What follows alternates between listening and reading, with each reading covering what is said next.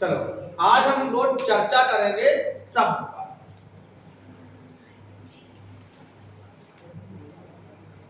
शब्द क्या है, शब्द किसे कहते हैं, तो भाई बताएगा शब्द किसे कहते हैं। तो वर्णों का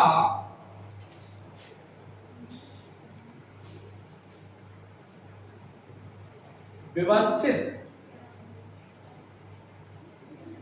समूह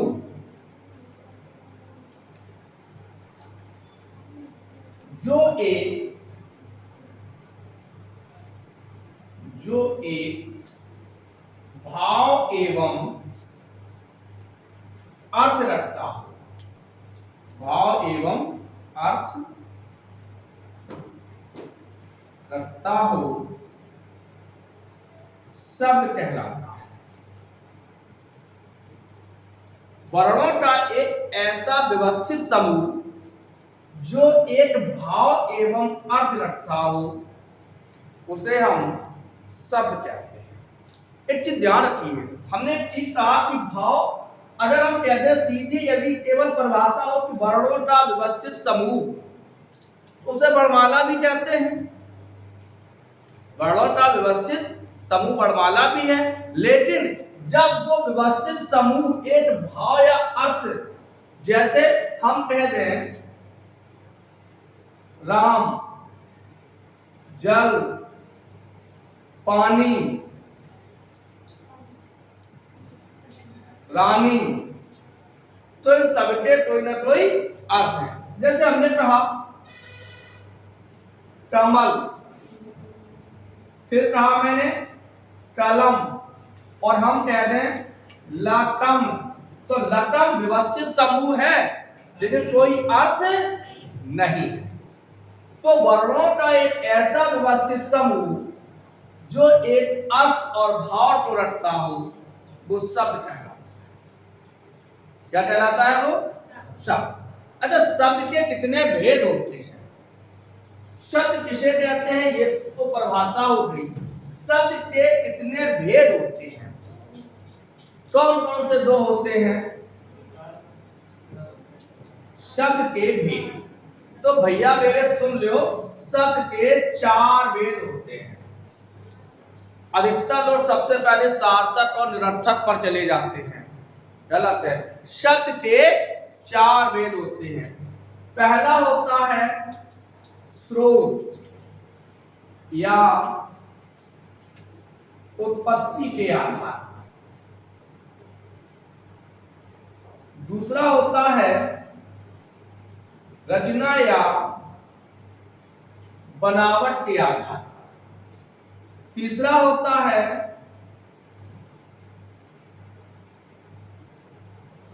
अर्थ के आधार पर, और चौथा होता है प्रयोग के आधार पर। समझ में आ रहा है? पहला किसके आधार पर होता है? स्रोत या उत्पत्ति। अच्छा, स्रोत का तद्भव क्या होगा? स्रोत का तद्भव साधन तो नहीं होता है। अच्छा, एक चीज बताओ, जैसे कोई पानी का फुब्बारा कहीं से फूट पड़ा हो, तो लोग घर पे बोरिंग करवाई, बोरिंग तो सबने करवाई हुई है। सोता, मिस्त्री कहता है कि भैया अब पानी के सोता तक, हम शुद्ध पानी के सोता तक पहुंच। तो स्रोत या उत्पत्ति, उत्पत्ति का मतलब होता है, अच्छा स्रोत का मतलब और भी होता है, साधन भी हो सकता है। आय के साधन क्या है, तुम्हारे आय के स्रोत क्या है, साधन क्या है। लेकिन यहां पर जो स्रोत का तद्भव होगा वो सोता होगा, और सोता एक क्रिया भी है, सोना, लेकिन वो नहीं है। फिर है उत्पत्ति।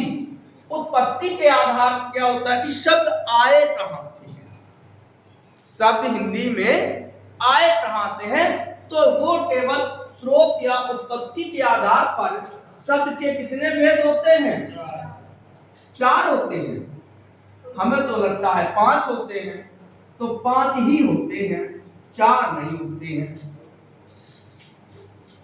अब पूछो 5 होते हैं, किताबों में 4 दिए गए हैं, लेकिन कितने होते हैं?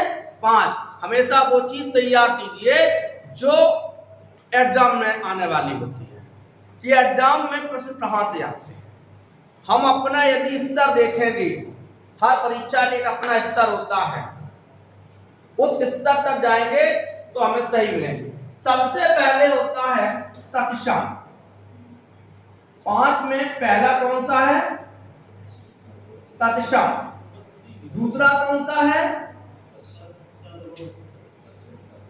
तद्भव। तीसरा कौन सा है? चौथा कौन सा है? विदेशज। और 5वां है संकर्ष। कौन सा है? संकर्ष।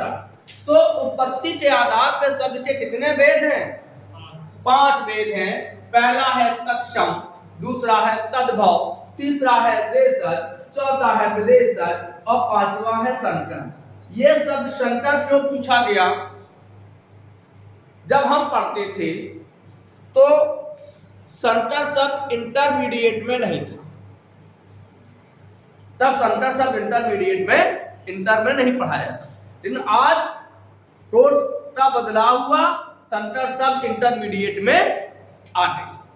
तो वहां क्योंकि हमारे परीक्षा का आधार भी होगा, तो तत्सम, तद्भव, देशज, विदेशज और संकर। अगर कोई पूछ दे कि उत्पत्ति के आधार पर शब्द के कितने भेद हैं, कितने हैं? 5।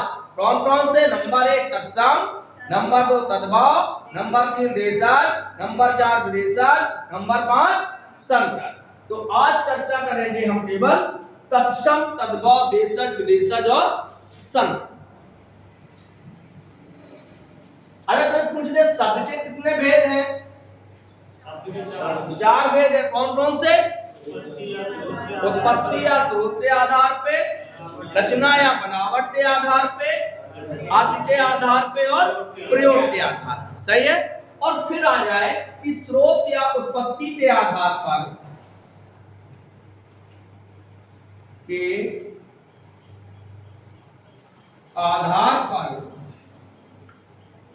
शब्द के भेद कितने हैं भैया? 5। पहला है तत्सम। अच्छा, थोड़ी इस पर चर्चा करें। तत्सम किसे कहते हैं? तत्सम शब्द संस्कृत का है। किसका है? तत्धन सम। देख लीजिए, सम तो उपसर्ग है, जिसका सम क्या है? उपसर्ग है, जिसका मतलब होता है समान।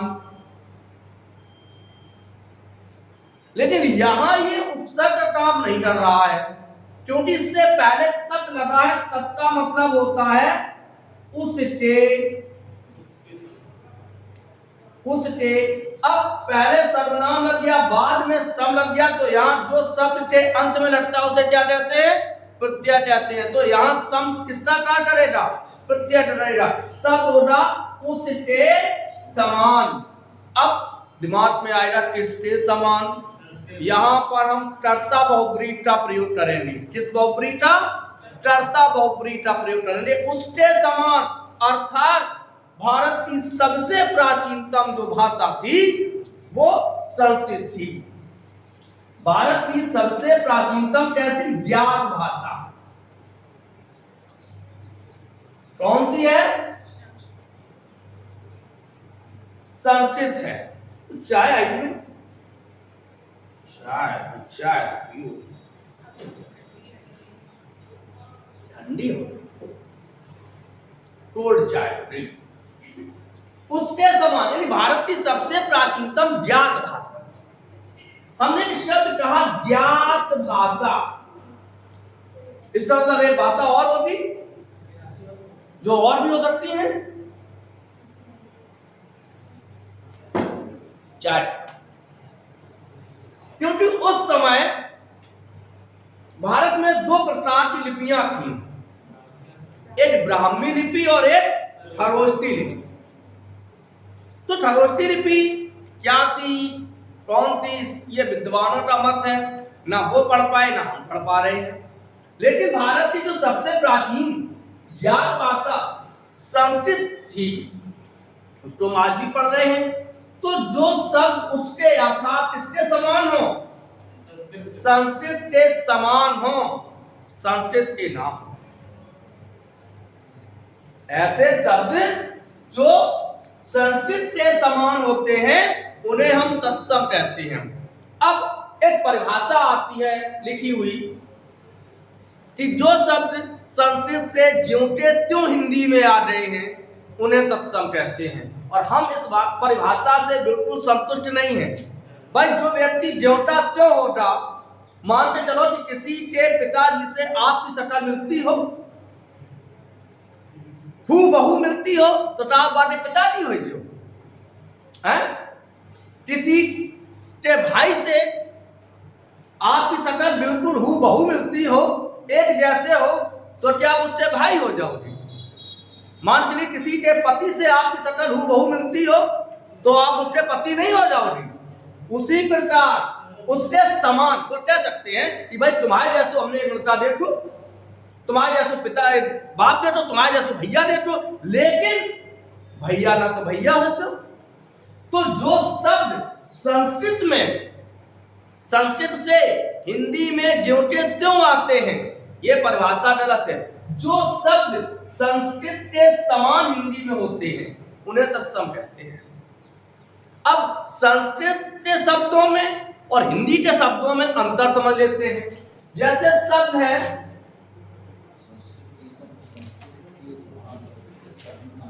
पत्रम, शब्द क्या है, पत्रम।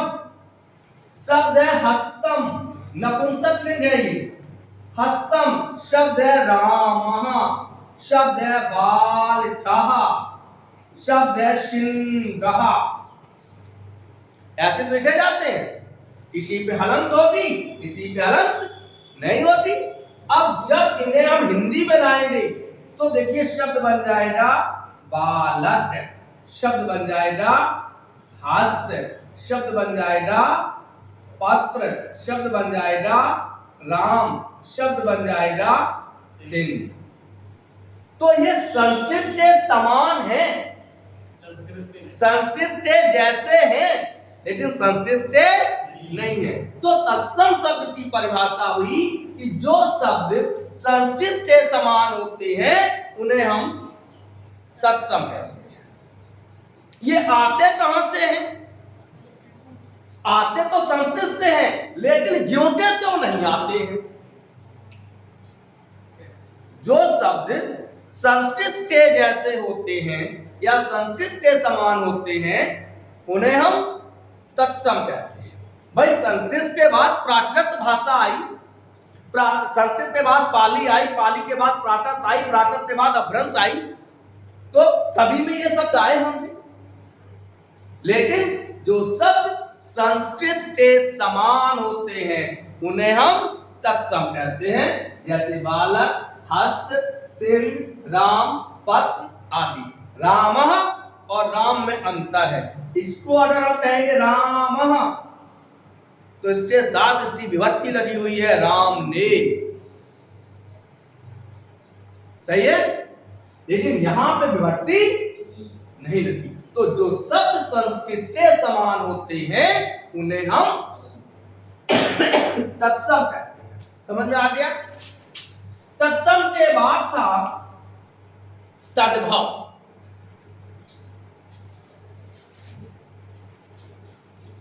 कौन है? तद्भव।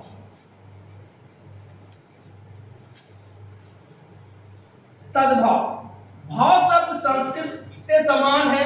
इसका मतलब होता है उद्भव, यानी उत्पन्न।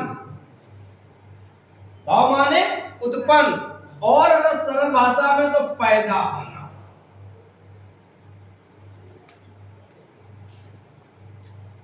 अब भाव भू शब्द से बना है। भू माने होता है होना, कहते हैं विजयी भाव, विजयी हो है। और तद माने होता है उससे, तद माने क्या होता है? उससे। तद माने उसके और तद माने उससे। उससे जो उत्पन्न हो। किससे उत्पन्न हो? तत्सम से उत्पन्न हो।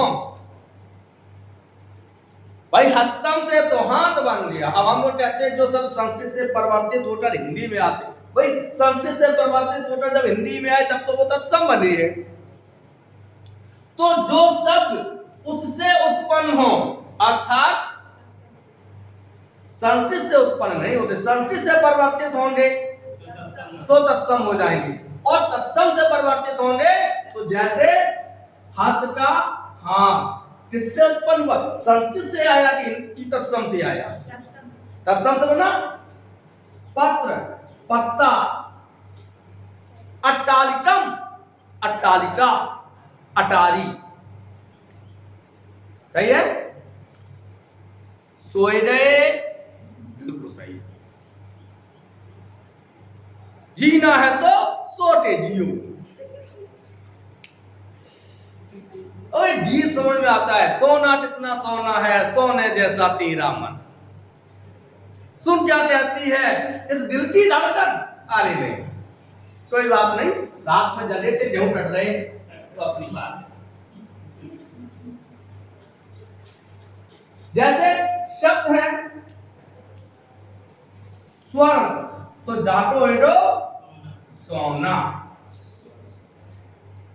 तो ये क्या? ये तद्भाव है। ये क्या है? तद्भाव। तो जो शब्द तद माने उससे और भाव माने उत्पन्न, जो उससे उत्पन्न हो, अर्थात जो शब्द तत्सम से निरंतर बनते हैं उन्हें तद्भाव कहते हैं। अब थोड़ी देर के लिए हम किताब की परिभाषाएं आपको देते हैं, जो किताब में दोनों की। जो शब्द संस्कृत से, जो किताब की परिभाषा है, जो शब्द संस्कृत से ज्यों के त्यों हिंदी में आते हैं उन्हें तत्सम कहा जाता है। यह किताब की परिभाषा ऐसी होती है। तद्भव की किताब की परिभाषा होगी जो शब्द संस्कृत से परिवर्तित होकर हिंदी में आते हैं उन्हें तद्भव कहते हैं। अब हम भाई उसको मानना पड़ेगा, लेकिन आपको समझाने की, जो शब्द संस्कृत से के समान होते हैं, जो शब्द संस्कृत के समान होते हैं उन्हें तत्सम कहते हैं। जो शब्द तत्सम से परिवर्तित होते हैं उन्हें तद्भव कहते हैं। हमने दोनों परिभाषाएं आपके सामने रखी। अब आता है देशज। कौन सा दिखाएंगे? फिर पहले आप पढ़ लीजिए। देशज किसे कहते हैं? देशज, देशज। देखिए, जब किसी शब्द के अंत में जा प्रत्यय लगता है, क्या लगता है? जा। देखिए हिंदी में कुछ ऐसी चीजें होती हैं, ऐसे शब्द होते हैं जिनका अपना कोई अर्थ नहीं होता है, यदि ये किसी के पीछे लग जाए तो वो उसके अर्थ। तो जाता मतलब जन्म लेने वाला, जाता मतलब जन्म लेने वाला। जैसे हम कह दें अंडर, अर्थ क्या होगा? अंडे से जन्म लेने वाला। हमने कहा जलद, अर्थ हो गया जल से जन्म लेने वाला। अनुज, अनु माने पीछे, जा माने पीछे जन्म लेने वाला अर्थात छोटा भाई। अग्रज, आगे जन्म लेने वाला अर्थात बड़ा भाई। दुज, दो बार जन्म लेने वाला। जैसे दो बार कौन कौन से जन्म लेते हैं? एक तो पक्षी लेते हैं, पहले बार अंडे के रूप में, अंडे से फिर बाहर। दूध, दो बार जन्म लेते हैं, एक बार दूध के और एक बार ओरिजिनल वाले। सही है। ब्राह्मण दो बार जन्म लेता है, एक बार माँ के गर्भ से, दूसरा उसका यज्ञोपवीत संस्कार जब होता है तो वही सब चीजें। तो देशज, देश माने होता है क्षेत्र या लोग, देश का मतलब होता है लोग।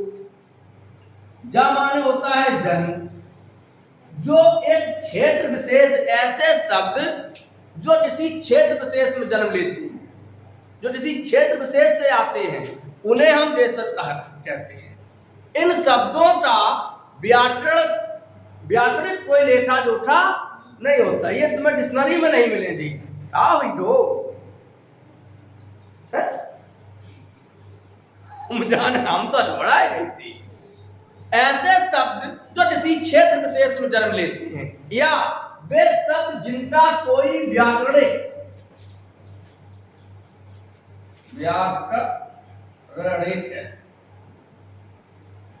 अर्थ नहीं होता है। ऐसे शब्द जिनका कोई व्याकरणिक अर्थ नहीं होता है, उन्हें हम क्या कहते हैं?